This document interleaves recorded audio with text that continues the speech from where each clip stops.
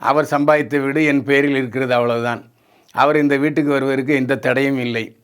எப்போது வேண்டுமானாலும் வரலாம், நான் தடை சொன்னதே கிடையாதே என்று மறுத்திருக்கிறார் ஆர்த்தி.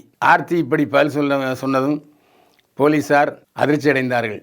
தொடர்ந்து விசாரணை நடந்து கொண்டிருக்கிறது. இதற்கிடையே ஜெயம் ரவி விவகாரத்துக்கு காரணம் கெனிஷா பிரான்சிஸ் என்ற நடன பாடகி என்ற ஒரு தகவல் வந்தது. இந்த தகவலை கெனிஷா பிரான்சிஸ் மறுத்திருக்கிறார்.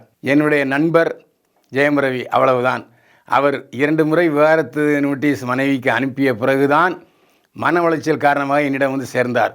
நான் யோகா மற்றும் தியானம் சிகிச்சை மூலமாக ஜெயம் ரவியின் மன உளைச்சல் நோயை நீக்கினேன்.